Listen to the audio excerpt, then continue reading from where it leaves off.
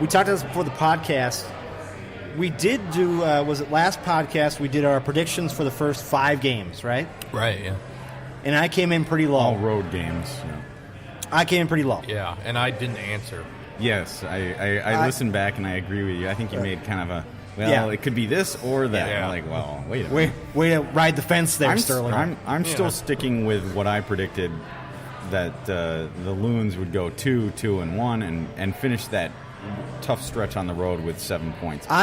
Dave, I'm gonna agree with you on that one. With this trade, getting Opara in here, I think that we can go 2-2-1 now. And it's hard to say that I mean, maybe not. It's not hard to say that, but I mean, thinking about what we're saying here is we are saying that in the first 5 games of the season, unfortunately all away from Allianz Field, the Loons are going to double their win total from 2018. So on the road, that is. You want to hear what mine is?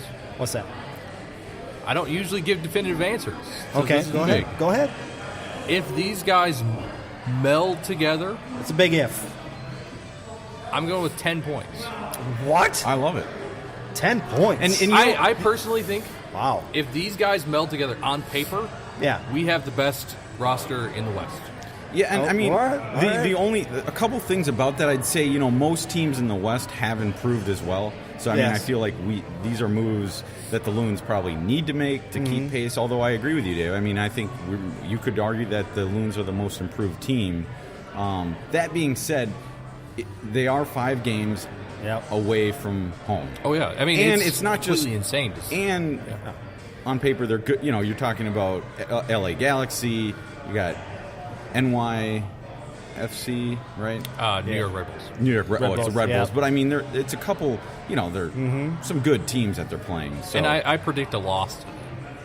Yeah, but remember 10 points. What I look at, and you guys probably agree with me on this, is that soccer, I see it as hockey too. Is that in hockey, if you get a bunch of new starters, everybody's got to meld together. Right. Yeah. Soccer is even more crazy than that. You're talking about 4 new guys on the pitch starting. 4 new guys. You have to learn their tendencies. You got to know what they do, what they don't do. So training for them in this off season before the first game is going to be huge. Well, and 4 isn't even necessarily correct, because think about the fact that Molino may start. Yeah, so that's right. Molino might be the 5th. Yeah, he's never played. He's technically never played. Yeah, that's right. That's right. Other than Miguel. You bring up Molino and then Finley as well. Ethan Finley. Who's farther ahead as in regards to their recovery? Is it? Well, they've kept that pretty tight. They're both with the club in Arizona at this moment. Yeah. Now. Yes, they are. And my understanding was that Finley was further along because he was actually training last season with the team. I haven't read anything that says that Molino's been doing that, but I'm not sure. I mean, so if we bring in, let's say Molino ends up starting, that's 5 new guys on the pitch. You got to all come together. Right. I mean, if they don't come together, it's going to look like a goat rodeo out there. Right. And I'd even add, and we'll hit this at another time in the episode. We don't know that Bobby is going to be the starting goalkeeper. Well, we don't know yet. Because we know for a fact they were after Rossi. They were, yes. And Rossi would have been a starter. Mm-hmm. So they're after a starting goalkeeper. Yeah, and we mentioned that before recording. I mean, everything that you see, everything that you read online, without talking to the front office directly, it certainly sounds like they are still looking for a starting caliber goalie. And they've got Vitala on trial right now, and whenever we actually talk about him, I've got some stats. I think he's better than Bobby. And speaking of the state of the Loons right now as far as the goalkeeping position, obviously as a unit it's kind of low because you only have Shuttleworth and of course St. Clair, who they drafted. Yeah. But if you looked at the goalkeeping unit, and we should go back and touch on it later. Yep. The guys that they're trialing out in Arizona as we speak. But where do you rank? Let's say Shuttleworth specifically. In as far as an MLS goalkeeper, is he in the top half or bottom half? Let's start with that. So I actually tried to look into this, and I had a spreadsheet that I created at work. Hopefully, no one ever hears this. And he's right at the bottom of the middle. Like if you were to do thirds, he's at the bottom of that middle third. Okay. I mean, it comes down mostly to distribution. Obviously, we've talked about that. Yeah, he's terrible at that. So, okay, I mean, middle of the road starter at goalkeeper. The Loons have a much improved back line. They do. And the roster is shaping up nicely, but certainly when we talk about depth, goalkeeper is an issue. And so that's why, massive issue. Yeah, so that's why I guess it wouldn't be surprising in the next month before the season starts that they do sign another goalkeeper. And I think that's why they've got Vitala on trial. Yeah. And again, once we kind of go through all this, I've got some stats. I think if they sign him, he'll be starter. My concern with the goalkeeping is with St. Clair, when's he going to get minutes this year? Are they going to loan him out?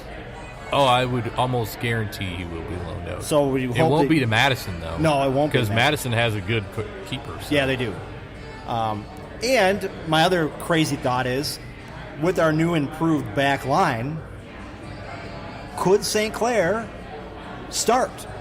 That's a great question. I mean, I wish I knew off the top of my head like the history of college goalkeepers coming into the MLS specifically and starting that next year. I mean, is there a track record for it? You Maybe can we should start look into that.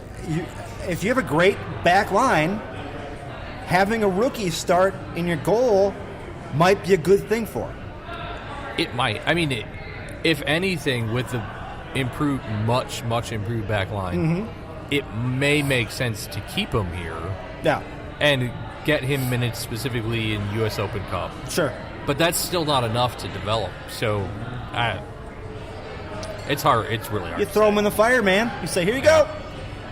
We'll see. Well, we'll know by preseason because if he doesn't get any minutes in preseason, then he's going on alone. He's going alone, yeah. Which he needs minutes this year. Yeah. He needs to play this year. If they don't let him play this year, I'm going to be so pissed off. Yeah. Because you spend a first-round draft pick on him and you don't play him. And he's considered, I mean, he's like Zach Steffen level, where, in 4 years, he's going to be headed to Europe.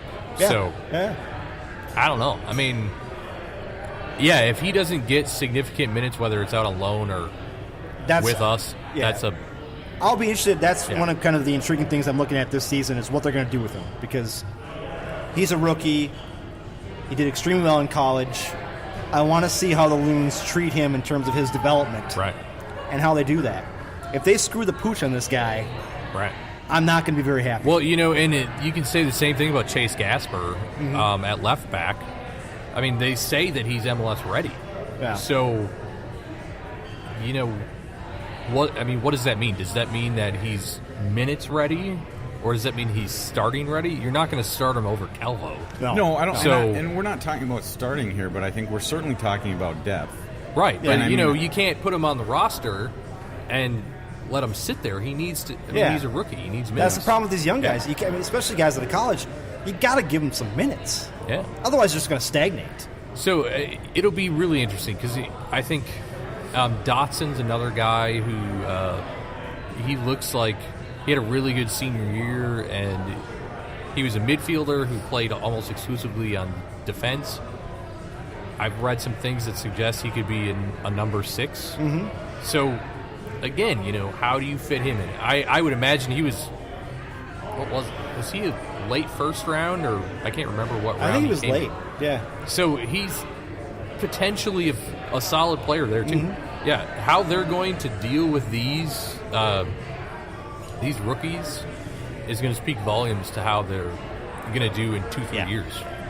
But so I think we're going to take a little break for some more beers. But when we come back, guys, we're going to get into some of the stuff going on in Tucson, preseason stuff. Some roster stuff. Final really good look at roster. Yes. We got some Academy news we're going to talk about. Some Liga MX stuff, a little combo with MLS we're going to talk about. And Sterling, you have some chat about a little Bridge in Atlanta. You want to talk about? Yes, and then also Jeff Reuter's interview with Amos Magee. Which I'll have an interesting take on that. I'm sure we'll have interesting takes on that. And speaking of Atlanta, of course, we'll be making our Super Bowl 53 picks. We will be making Super Bowl 53 picks, even though it's American football.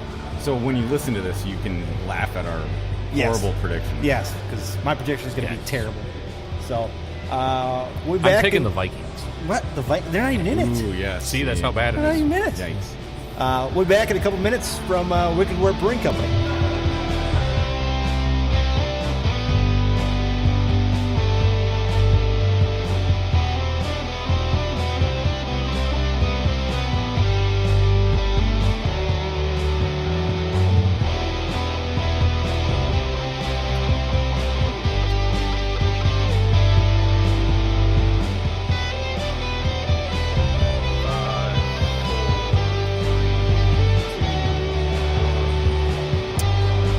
Welcome back, everybody, to the Lunacy Podcast. Of course, we are still at Wicked Wort Brewing Company in historic downtown Robbinsdale. We went up to the bar and got ourselves each a flight of beer. I'm not going to go into every beer that we got on the flights because we got a lot. But there's a Kolsch involved. There is a orange lime light lager, which I'm interested to taste that one. I did also go with the highly illogical hazy IPA, which, again, interesting thing to try. Stevens, you ended up with the, what was it, the Old Bessie's Double Chocolate Milk Stout? Yeah, I haven't tried it yet. That's kind of third, but that's obviously, for you guys know me, chocolate milk stout, that's right up my alley. So I'll be excited to try that and compare it to some of the other ones that I've had over the last few months. I can say I started with a Kolsch. Yeah. And it's phenomenal. Really easy drinking. Sorry for that dog in the background, but it's extremely easy drinking. Sorry, that was me. Sorry. And so of the flight, the Kolsch is the one I've started, and I'm loving it so far. Yeah, and so then I did the Birdtown Blonde. Oh yeah. Which is incredibly light, very easy drinking. Then I went with the Dude Bro. That's right. Dude Bro. I think that it's 100% a Bud Light Lime, but slightly better. Well, it's a craft Bud Light Lime. Yes, exactly. Then I did the Orange Dreamsicle. Oh, yeah. And the Hazy IPA, neither of which I've tried yet. Yeah, I kind of appreciate the fact that that they have kind of like that. I hate to say Bud Light Lime, but I mean, that's the first thing that pops up in your head when you read it on the menu. I kind of appreciate that because, of like when you talk about beer, and I've only home brewed a couple of times myself, but brewing a lager, especially a clear, crisp lager like that looks like, and I assume tastes like, it's not the easiest thing to do. No. Right. It's more easy to brew an IPA, I think, than it is to brew a lager. From a time standpoint, I believe, and even a temperature standpoint, it's easier. So ales are way better. Yeah. Way easier. So it's nice to see the lagers on the menu, actually, because you don't see that everywhere we've gone. Yeah. So I think I kind of jinxed us in the beginning of this podcast. So I said, well, there's no kids allowed here, but there are dogs allowed, and we have dogs barking. Yes. So no kids screaming, but dogs barking. They're clearly not a fan of the podcast. Not a fan of us. Which is not shocking. No. There's at least 2 dogs in here. There's 2 There dogs, was at one point. Yeah, there's one over there. And it is, as we get later in the afternoon, it is starting to fill up nicely in here. And it's good. Let's get into the Tucson. We call it, is it a tournament? Well, it is. Well, it's kind of a tournament, I guess. Okay. It's hosted by Phoenix. Exhibition tournament. Okay. I mean, it's a great opportunity. They're out there in Arizona for training, but it's also a great opportunity to train with other teams, to play exhibition matches with other teams that are out there. It's basically, call it spring training if you want. Yeah, I mean, basically competitive type scenarios that aren't quite.